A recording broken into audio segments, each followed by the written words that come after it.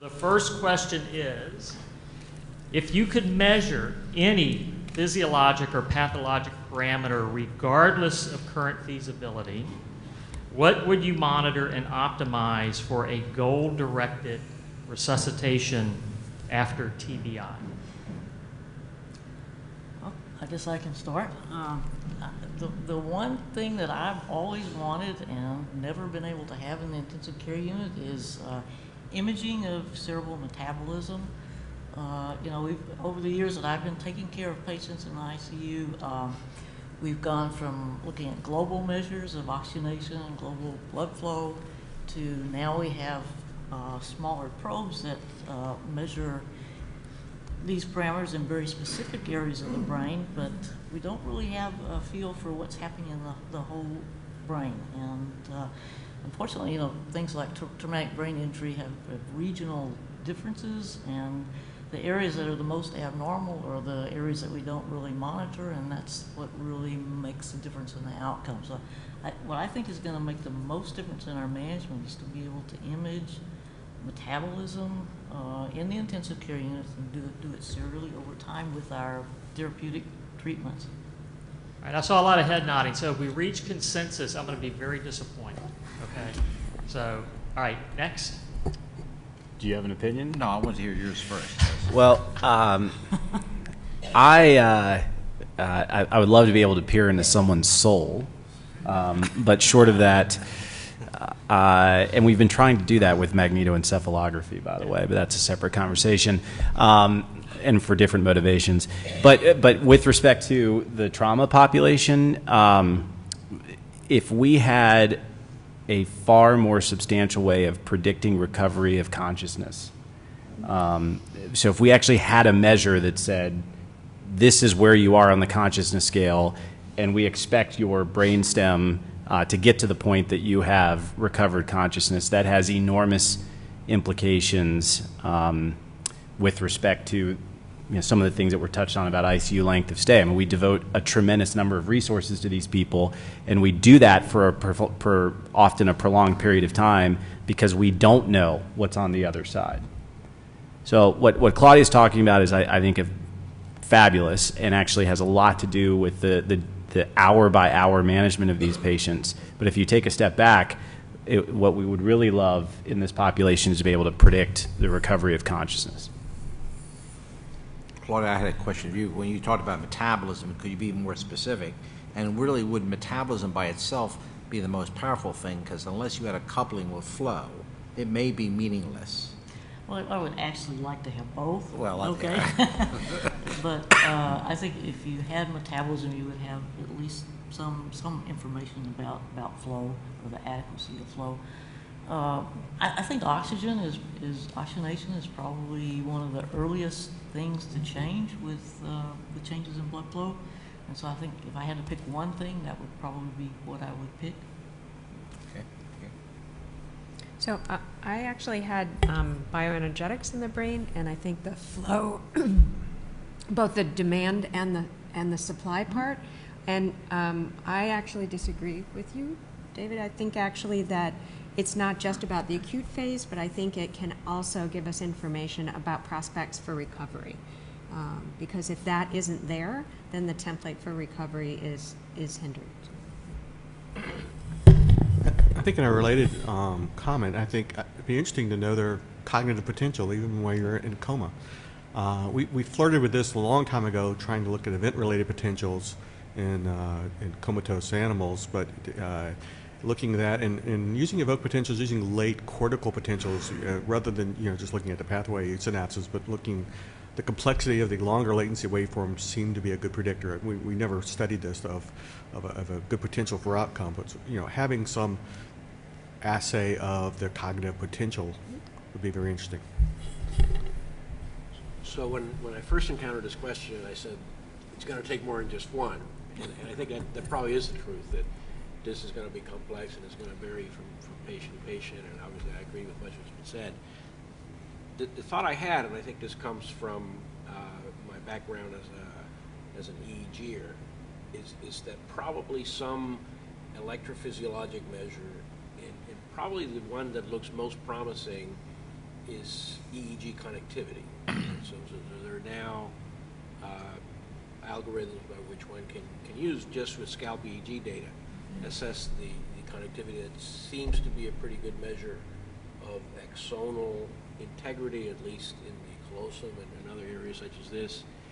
And I think that will apply pretty broadly, more than, I mean, it may not, I mean, I think the beauty of what Claudia was saying, I think it has an immediate therapeutic implication, right? If someone's metabolism goes to pot or blood flow goes to pot, then you have to fix that right away. But I think in the broader sense, that I think some measure of connectivity is going to probably be more useful across more patients.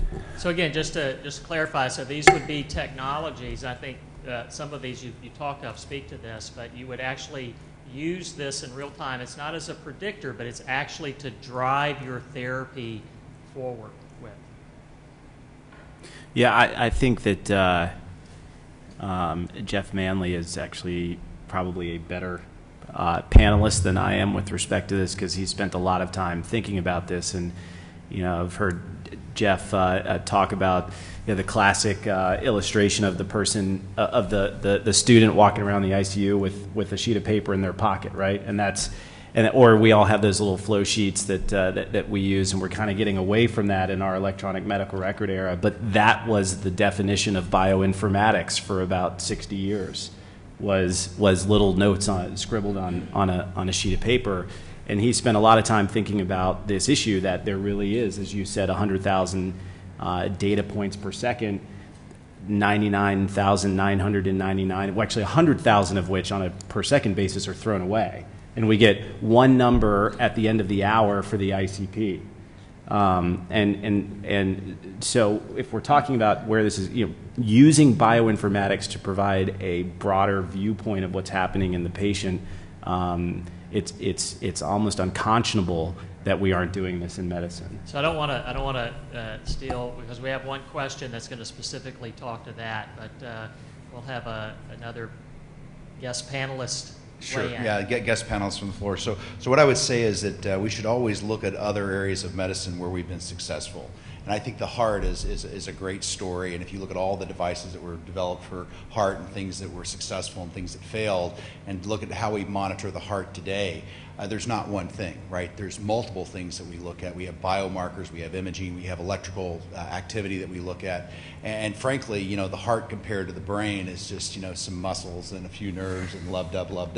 And so, we've got this thing here, which is a lot more complicated. So why would you not think that we're going to need more devices to look at how this works and how the heart works? And I think the great thing is that, some of your colleagues that are here that are your informatics folks, this is a grand challenge in informatics to tie all this together.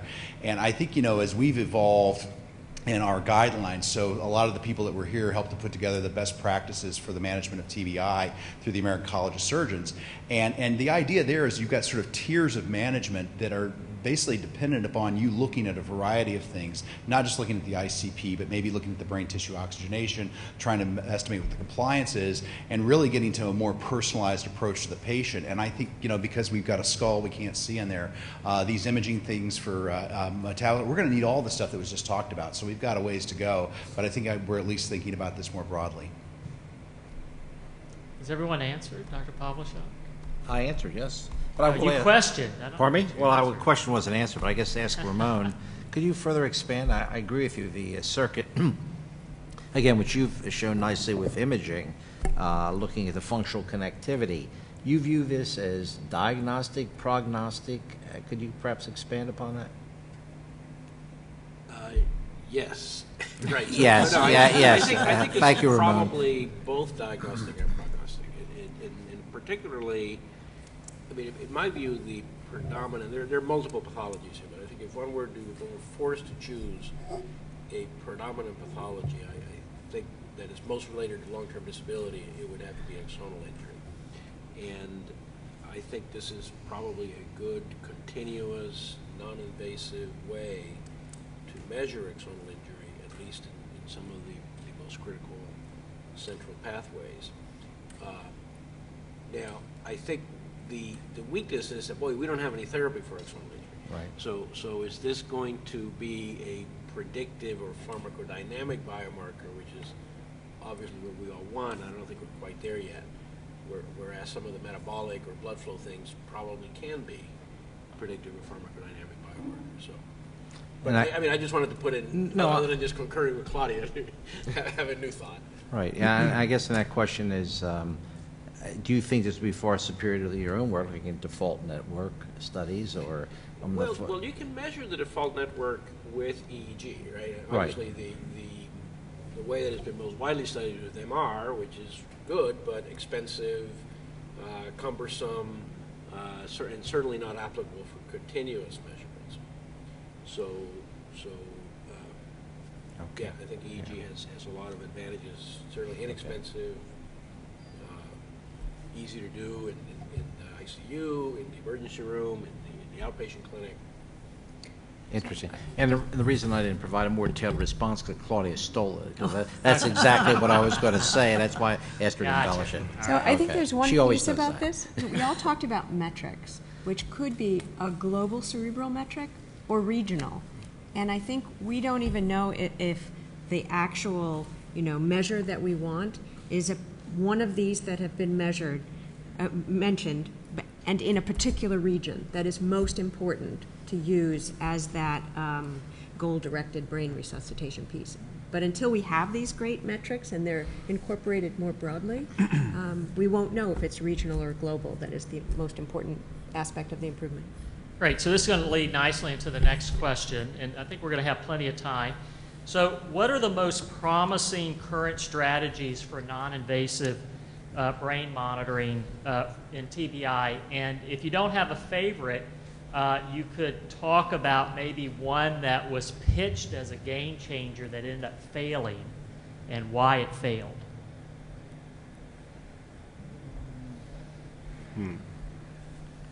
You want to take first? Okay. Non-invasive measures are, I think, really tough because they all have some limitations to them. I think near-infrared spectroscopy is kind of one of the things that I think is very interesting still. It's had a lot of problems because of the difficulties in separating out the scalp contributions to the measurements. And the hair. But there are some techniques that are starting to be used, coupling it with ultrasound measurements that that'll make it a little bit more specific, and it has the options for being able to be able to measure in multiple regions of the brain, which would give me my sort of more imaging kind of look at metabolism. So I think near-infrared spectroscopy is still something that's being explored and has a possibility for being useful. I mean, for the group, for the neurosurgeons or those who are connected and understand your care pathway, how many actually use near-infrared spectroscopy? I mean, this technique has been around, especially pushed for the brain. I mean, we're going on 20 plus, maybe 30 years. So, Dr. Manley, our other clinicians here, how many use it? And you make decisions on it, or is it just something interesting to look at? I'm not the clinician making decisions on it, but I study it, and I think it just adds more information. Yeah. Whether to confirm what they see from other things, but regionality, even with the spectroscopy, does give a different approach to looking at an area. So I would say, it's appealing. I mean, for every good study that showed correlation, there's one study that, another study that doesn't show. But as this continuum of care, for example, with emergency providers, of course, we can't put a Lycox probe easily in the emergency department. So, that technology like that's not going to get adopted, for example, in the emergency department, which again is an incredibly important echelon of that patient's care, unless it's pushed by the neurosurgical or the neuroscience community. So other opinions on near-infrared? No near-infrared. I was going to comment, though, and following up on what Dr. Korshak said this morning, I take us back to experimental animals. I think the multiphoton technology approaches have great application for traumatic brain injury in, of course, animal models, not humans. Obviously, using the ultra-high short burst energy of the Sapphire laser systems, we can probe cellular reactivity over time. You could follow transgenically labeled animals or cell types. Interestingly, Nick Plisnila's group from the neurosurgical German group has reported on vascular permeability changes, edema formation. So I think those technologies, multiphoton, when interfaced with electrophysiology, in living animals in various forms of injury, could give us invaluable information. Most of this is practical only in mice, but I view it's possibly being ramped up even to higher order animals. It is a very labor-intensive skill set, but the technology is moving very rapidly. So if you could just circle back to us in 6-8 months with a handheld version of that, then we all win. Right? Near-infrared spectroscopy is not delivered on its promise. Optical coherence tomography, I think, is another thing on the list that makes a lot of intrinsic sense if it can be validated. And I think that we are underutilizing what ultrasound can do for us. And the nice thing about ultrasound is if you can convert it into quantitative ultrasound, then you have something that's deployable in the ER, in the ICU, and everywhere else. And it's another thing that we've learned quite nicely from the cardiac literature. I just on Tuesday had a patient almost die on the table for an operation that I was doing, and we weren't quite sure what was going on, and called the cardiac anesthesiologist, and they come in the room, do an echo, and said, well, this is Takasuba's, and then we know everything's going to be okay. And meanwhile, the neurosurgeons are sitting there scratching their heads, not real sure. So I would say that if there is a way to get ultrasound into a feasible, quantifiable application for this, that is the lowest hanging fruit. So I'll go and take off of what Ramon said.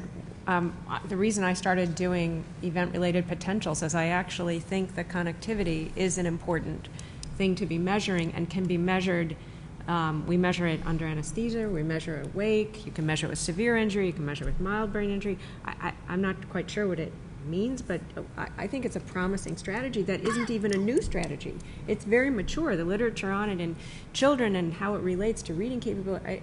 I think sometimes we have to look backwards instead of forwards and pick something up and find new uses for it.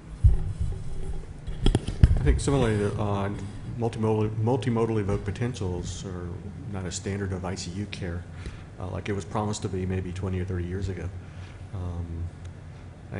I guess no clinical decisions were really made based on that. If someone would like to add to that, I'd like to hear that. Gosh, I think I would also concur that almost all non-invasive modalities have been disappointing.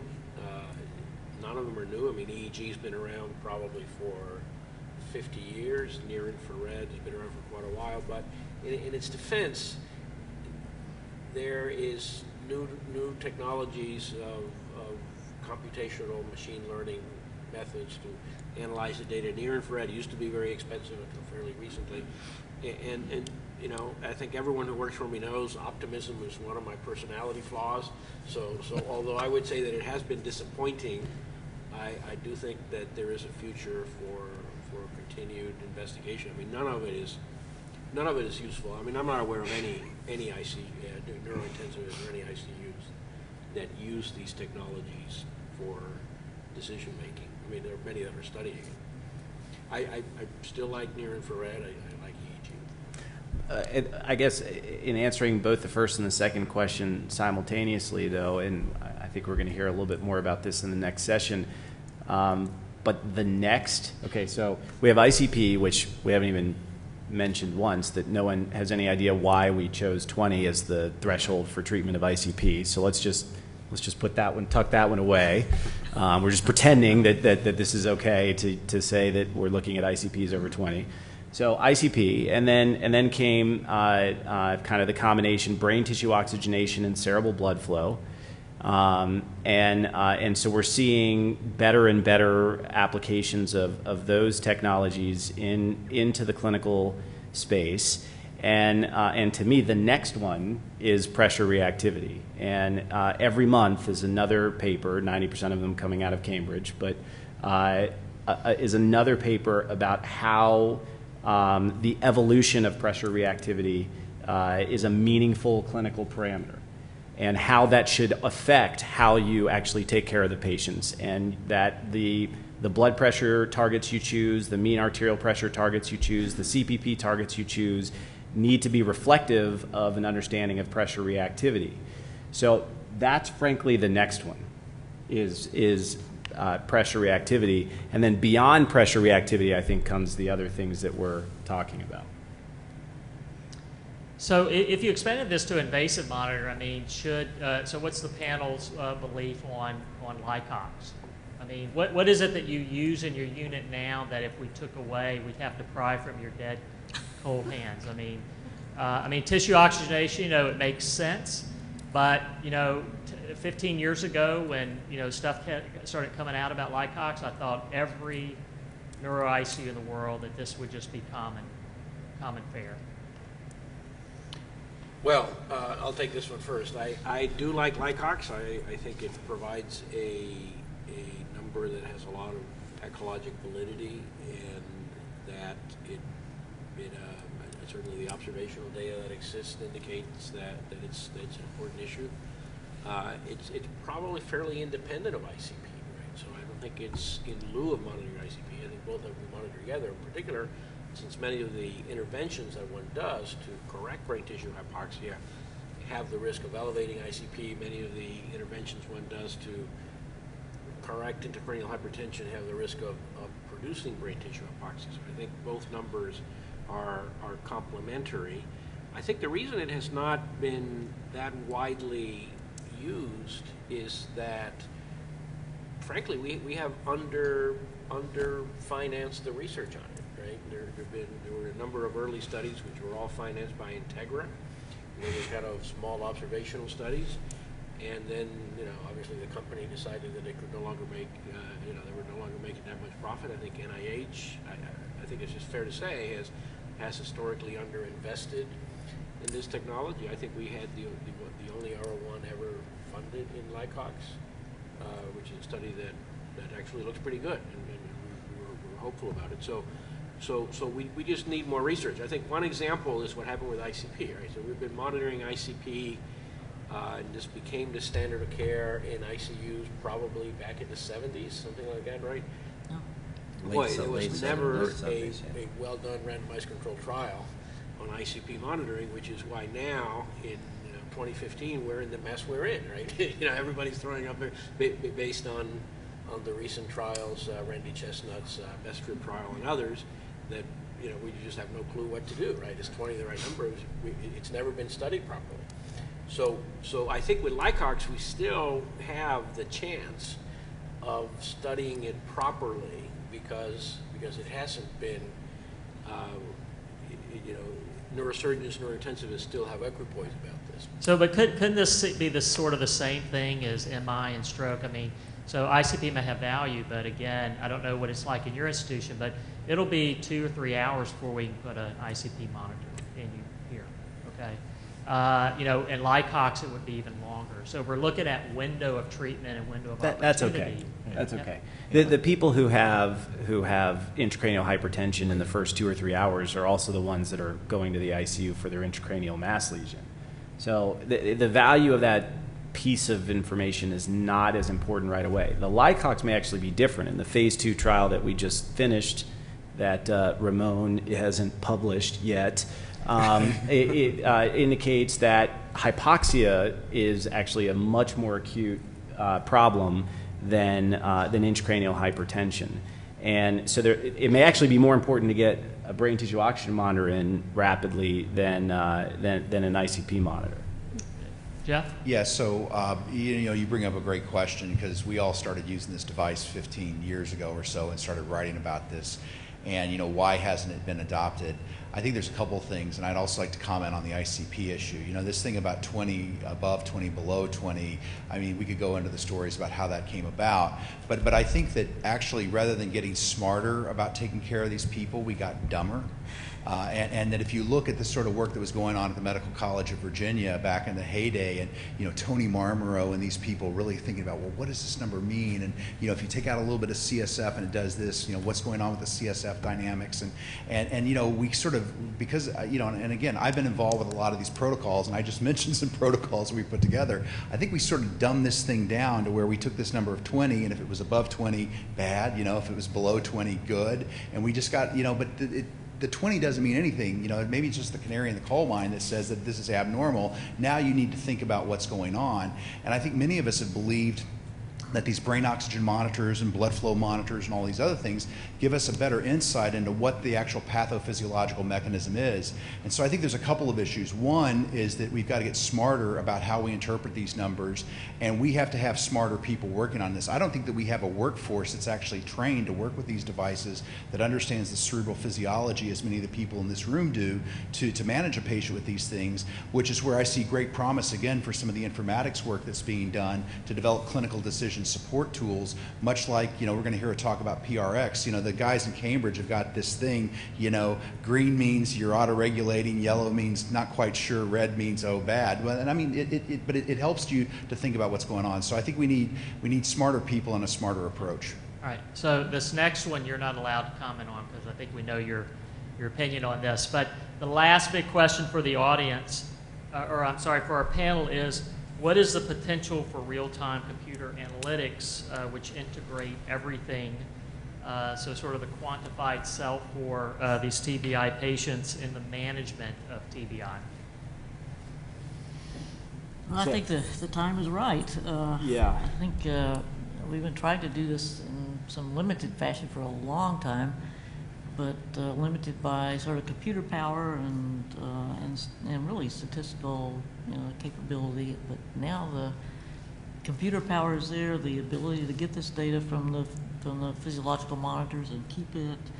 And I'd say the only thing that I see is still a little bit of a limitation is being able to integrate the physiological data into the electronic medical record data. That's still kind of a barrier, but if you can approach that, then I think the time is really right for doing this, and it makes a lot of sense. And yeah, I think we need to do this. There's a huge market for a clinical decision support tool, huge, and in fact, that market already exists, and we already spend an incredible amount of money on that clinical decision support tool, which is also the same thing that is the answer to the question of the one thing you can't take away from me, which is also the answer to the question of, you know, what is happening now? It's happening now already, and the only thing that you can't take away from me is the nurse.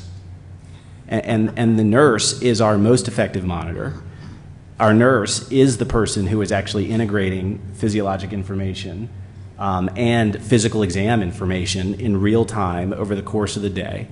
And if there's one thing that you're going to do at the end of the day to figure out what happened to that person all day, is you're not going to log into your EMR. You're going to ask the nurse, how did this person do today? So our nurses are very good at this. And the challenge for us is, how do we make our nurses even better at what they already do by giving them even more information to make that clinical support decisions that they already do. So when I read this question, I wondered why the word potential was there, because I thought, well, the time is now. We actually are beginning to do this. And what is exciting, I think, is that previously we looked at sort of multilinear regressions and how things contributed to an outcome, and now we look much more at dynamics, strength between variables. We actually look at variability as an important feature rather than a problem, and there's so much more that we do in the interpretation, and it is so much more sophisticated, and it's now. There are not just in academia, but in industry, there are groups that just give me data. I'll be happy to take a look at data. Yeah, so this is, we go back to the last question from the previous panel about ways that centers can work together. I think this is really the great and most powerful frontier for that. I mean, data's messy, how we collect it, the frequency, the noise in the data. But, with this advanced pattern recognition that we do with machine learning, the one thing these techniques have in common is that they are data insatiable. Okay, they require massive amounts of data. and phenotypes, and again, finding that your drug will not work in most postmenopausal diabetic women would be a really important finding, but you have to have enough of those individuals in your cohorts. So sort of setting up sort of data streams, the way to get this from among centers, I think is something that should be explored. So as one of the few engineers in the room, there are a few, engineers need to know what the problem is. That's the hard problem for the clinicians to solve. We can solve problems, but we shouldn't be wasting time on problems that aren't important to you. That's true. So in addition, there's a new area of visualizing data that is really important to get end user, who would be the clinicians and nurses, involved in to say, do you see more when I show you the information dynamically in this way? Does that enhance your decision making? These fields are here now, and I think that medicine needs to be more involved. I guarantee that the free market's already involved in how to visualize market analysis and consumer consumption. We just need to be doing this. Well, I think our great realization is that we have to have more engineers. I mean, medicine and engineering, we're different tribes. We talk different languages. We get to work at different times. So every summers time are different. Every time we swipe our frequent shopper card, they're gathering data about you, and they're using it in their analytics. So I have a member of my lab who got a call from the grocery store company that their salad, whatever it was, arugula, was actually tainted. And they reached out one day after that arugula was purchased to say it had been recalled. Now, why can't we do this kind of... I think a gap right now would be the technology to get real-time biochemistry, neurochemistry. A biomarker might require people are still using ELISA kits, and you might have a dip test, but technology needs to be developed so you can monitor things real time to add to these systems. I think the big challenge here is we engage. It would be helpful, for example, to really engage the regulatory aspects of the team, like the FDA, really early. Because again, if this is going to lead you to make decisions based in some respect, it's going to be black box with some sort of backdoor that lets you know generally about the algorithms. But these have not been the easiest things to get approved the FDA. And of course, and I'll ask the panel this, assuming we had a great clinical decision support system that guided us through therapy, what would be your inclination to go the last step and do automated clinical support systems? So again, we can navigate on autopilot a 747 across the globe, no problem with that. But if I want a pulse ox to drive the FiO2 of a ventilator, that's not allowed. Yeah, I'm not sure I'm quite there yet. We do autopilot a lot, but there's still a pilot in that cockpit that Yeah. can override, Well, and there's a good reason for that. Well, and the plane's goal is to maintain altitude and speed, right? I mean, the FiO2 has a much bigger implication than just what arterial pressure of oxygen is. The human physiology is, polyfactorial. Yeah, but if I were giving you a machine ICP, CBF, mean arterial blood pressure, cardiac output, CVP, our engineering colleagues say I could easily design a control system. So the Google to car, allow that. that's a Yeah, good that's true. example, right? That's Driverless cars, and we're resisting driverless cars, but Yeah. So again, I love your analogy of the ICU nurse, probably our most sophisticated monitoring system out there, because they're integrating, but then they're also making adjustments in real time. The question is sort of how do you scale this, and especially if we start talking about the toll that TBI takes in resource-poor areas, they're just not going to be able to do the things that we do here. And we all know that the majority of TBI patients, they don't initially come to the ivory tower, right? They're out in the community hospitals where there are really, significant delays in treatment. So. I don't know. I think the nurse always still calls us, though, about making decisions. So I don't know. I don't think I can give up. Well, we that have nurses control. taking CSF fluid off to help control for ICP. Yes, sir. Yeah, Dave Hubder from UCLA. I can't think of a computer if I was in the intensive care unit as a patient that would replace Claudia Robinson. I can't think of, if I was in a patient in the operating room or David Acamo, I can't think of a computer that would replace that.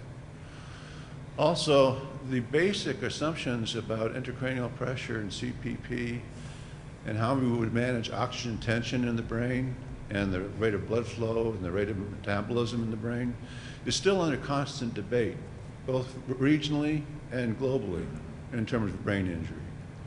So if you had this machine, say you had this machine right now, it would have to not only be responsive, it would have to be dynamic. And then the interpretation of the findings would be changed on probably every 2 or 3 months as more science came out.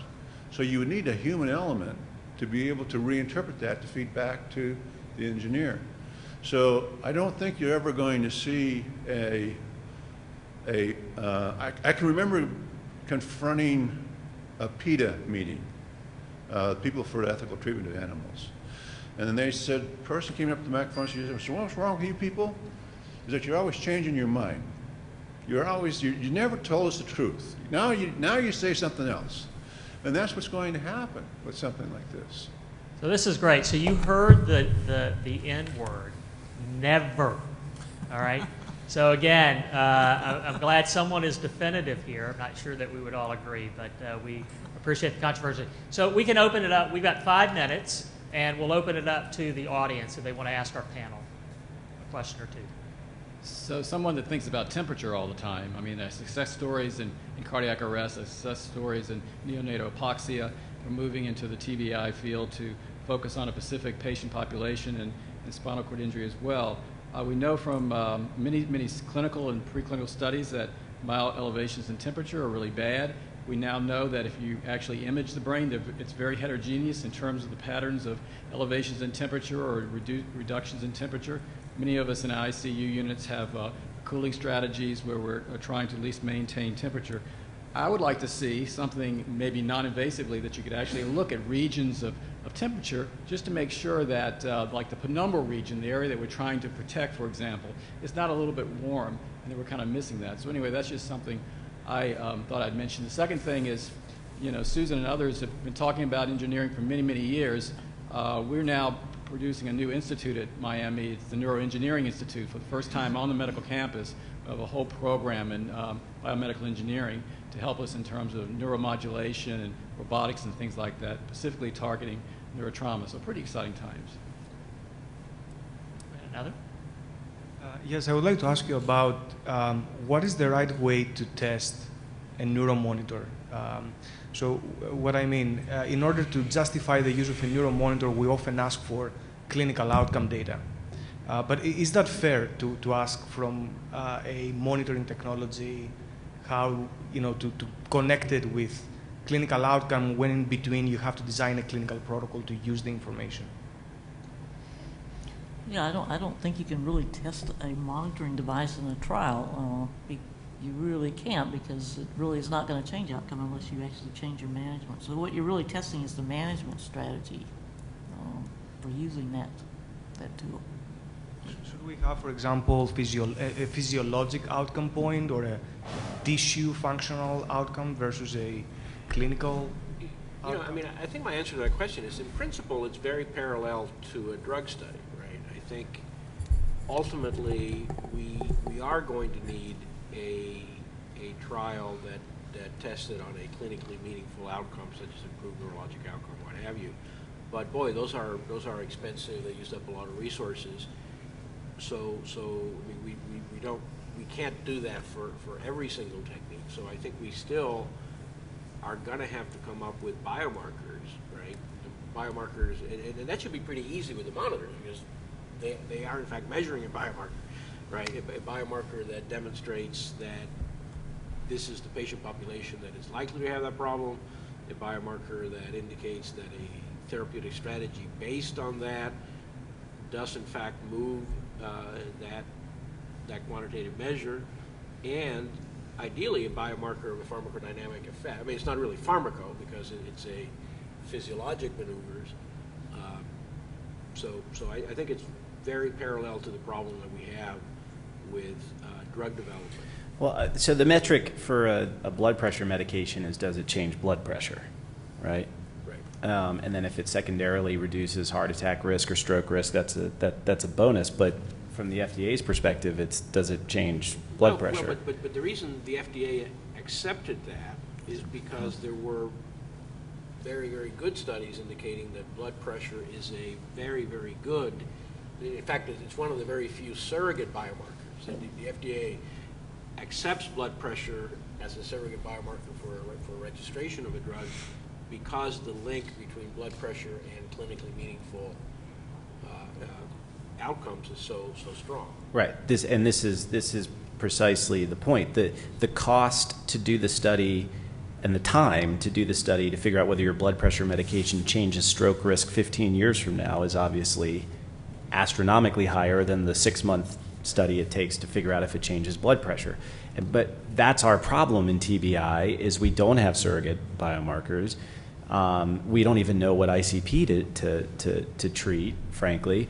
But what we did show in the BOOST-2 study, which was people randomized to ICP therapy versus ICP plus brain tissue oxygenation therapy, was that you could devise interventional strategies that would impact the monitor. So we did what we came to do, which was to show that if you measure brain tissue oxygenation and you measure ICP, and you have treatment strategies for when the brain tissue oxygen is low but the ICP is normal, or brain tissue oxygenation is low and ICP is high, things like those different scenarios, we had a set of options that could be implemented, and it would change the numbers. And in association with that, we saw a 10% absolute reduction in mortality in the patients that had ICP plus brain tissue oxygenation monitoring and management. So that, for me, and again, this is why we have to get this in print, Ramon, is a massive step in the but David, as you know, that 10% improvement in mortality was a trend. It did not reach statistical significance, which it wasn't designed to be, because it was a phase 2 study. Yeah, so again, this is an issue that goes, it's sort of a chicken and egg. I mean, devices, the claims for devices are what they measure. They measure accurately, right? So connecting that to an outcome is a bonus for an equipment manufacturer. So correct me if I'm wrong, Bill and Bob, for the therapeutic hypothermia devices, none of them have an indication for cardiac arrest. They don't have an indication, an approved indication for traumatic brain injury. They have an indication for changing your temperature, okay? Yeah.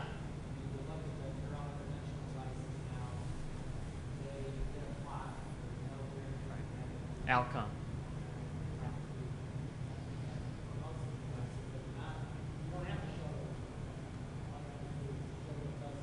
Right.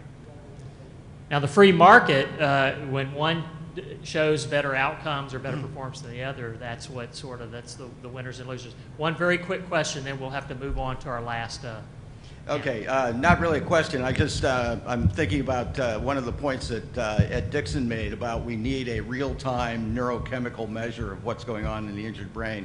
Just want to call your attention, one of my colleagues at the University of Kentucky named Greg Gerhardt developed these microelectrodes. Are you familiar with this technology? Yes, I am. And I keep waiting for him. His main electrode measures glutamate in real time and more sensitively than microdialysis. He also has electrodes for doing dopamine. I keep asking him for one that'll do reactive oxygen. He hasn't done that yet, but I just want to make sure you knew about that.